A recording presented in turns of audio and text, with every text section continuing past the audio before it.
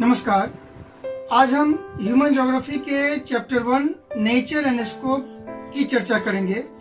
उसमें सबसे पहले एक सब टॉपिक है डिटर्मिनिज्म। कृपया इस वीडियो को लास्ट तक देखें जिससे कि आपको नोट्स बनाने में सहायता मिले। The term determinism is an ideology और थिंकिंग। नियतवादी शब्द एक विचारधारा है, एक कॉन्सेप्ट है। The term determinism also refers to naturalization of human. यह मानव का प्रकृतिकरण है। According to this humans were much influenced by nature. इसका मतलब पुराने समय में मानव पूरी तरह से एनवायरमेंट पर, वातावरण पर निर्भर थे। In ancient time human had no और लेस टेक्नोलॉजी।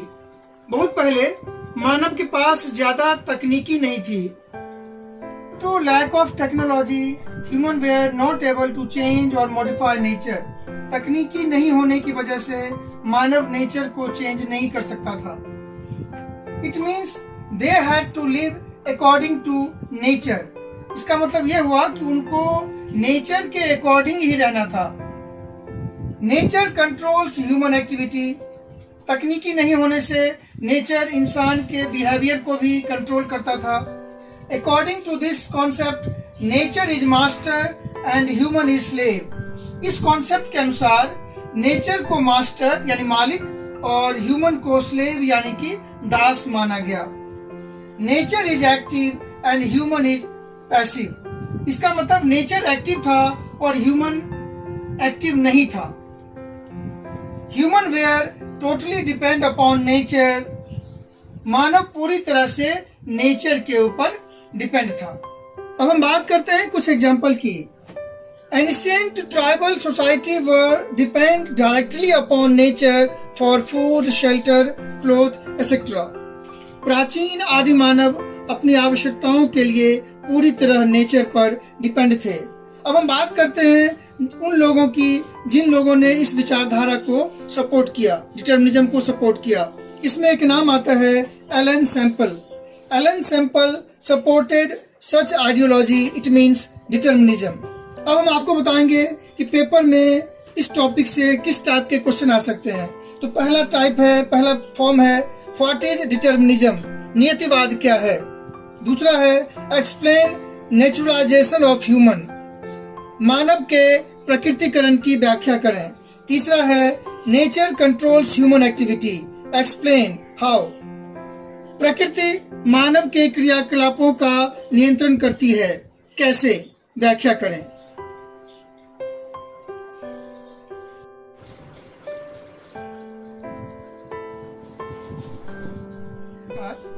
अब हम बात करते हैं ह्यूमन ज्योग्राफी के chapter 1 nature of human geography. इसमें एक सब टॉपिक है पॉसिबिलिज्म, संभववाद। The term possibilism is a concept और थिंकिंग और an ideology. It is just opposite to determinism. हमने इसके पहले डिटर्मिनिज्म के बारे में समझा और यह जो कॉन्सेप्ट है पॉसिबिलिज्म, यह उसके बिल्कुल अपोजिट है, विपरीत है। According to this concept, nature is much influenced by human. इस कॉन्सेप्ट के अकॉर्डिंग नेचर को ह्यूमन चेंज करता है। नेचर ह्यूमन से इन्फ्लुएंस होता है बहुत ज्यादा। Next, human is master and nature is slave. इस विचारधारा के अनुसार मानव को मालिक और प्रकृति को गुलाम माना गया है।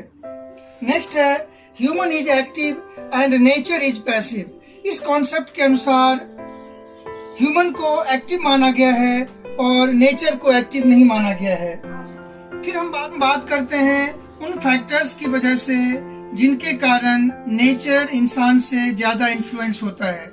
इसका मतलब नेचर जो परिवर्तित होता है मानव के कारण, वो किन कारण से। तो यहाँ पर हम देख सकते हैं human has technology which help them to change or modify nature according to requirement। आप सब जानते हैं टेक्नोलॉजी हमें हेल्प करती है नेचर को मॉडिफाई करने में, नेचर को चेंज करने में। अब हम बात करते हैं कुछ एग्जाम्पल्स की, जिससे ये सिद्ध हो जाएगा कि कैसे टेक्नोलॉजी से ह्यूमन नेचर को चेंज करता है, इन्फ्लुएंस करता है। तो सबसे पहले हम बात करते हैं human makes road, buildings, flyover, train, car, aeroplane, air condition, refrigerator etcetera. अब हम बात करते हैं कि कैसे इनकी वजह से नेचर चेंज होता है। जैसे गर्मियों में हम रूम को ठंडा रखने के लिए एयर कंडीशनर का प्रयोग करते हैं, गर्मियों में हम रेफ्रिजरेटर का प्रयोग करते हैं, हम ठंडे एरिया में रूम को, ये अपने आसपास के जगह को गर्म रखने के लिए हीटर का प्रयोग करते हैं, हम अंतरिक्ष जाने के लिए रॉकेट का प्रयोग करते हैं, रिमोट एरिया में जाने के लिए एरोप्लेन या हेलीकॉप्टर का प्रयोग करते हैं, हम रहने के लिए बिल्डिंग बनाते हैं, रोड, फ्लाईओवर बनाते हैं। तो कहीं न कहीं नेचर इससे चेंज होता है। ये सारे उदाहरण हैं जो ये सिद्ध करते हैं कि ह्यूमन ज्यादा इंपॉर्टेंट है नेचर के ऊपर। अब इस प्रकार की विचारधारा को किन लोगों ने सपोर्ट किया? तो इसमें एक आता है Vidal de la Blache. Thinkers like Blache supported such type of thinking. This thinking is also known as humanization of nature. इस प्रकार की विचारधारा को प्रकृति का मानवीकरण भी कहा जाता है। अब हम बात करते हैं कुछ क्वेश्चंस की जो इस टॉपिक से आ सकते हैं। पहला क्वेश्चन है व्हाट इज पॉसिबिलिज्म? संभववाद क्या है? Next, what is meant by humanisation of nature? प्रकृति के मानवीकरण से आप क्या समझते हैं? नेक्स्ट है human modify nature by technology, explain. मानव तकनीकी की सहायता से नेचर को मॉडिफाई करता है, इसकी व्याख्या करें। अब हम बात करते हैं ह्यूमन ज्योग्राफी के फर्स्ट चैप्टर में एक सब टॉपिक है नियो डिटर्मिनिज्म, नव निश्चयवाद। कृपया इस वीडियो को लास्ट तक देखें जिससे कि आपको नोट्स बनाने में सहायता मिले। वास्तव में नियो डिटर्मिनिज्म या नव निश्चयवाद उन लोगों ने दिया जो ना तो पूरी तरह से डिटर्मिनिज्म के फेवर में थे, ना ही पॉसिबिलिज्म के फेवर में थे। कुछ लोग ऐसे थे जो ये मानते थे कि ना तो नेचर पूरी तरह से एक्टिव है और ना ही ह्यूमन पूरी तरह से एक्टिव है। तो हम बात करते हैं इसके मेन फैक्ट जो हमें समझने हैं। The term neo determinism is an ideology. नव निश्चयवाद टर्म एक कॉन्सेप्ट है, एक आइडियोलॉजी है। It is middle way between determinism and possibilism. Determinism और पॉसिबिलिज्म के बीच का एक रास्ता है, मध्य मार्ग है।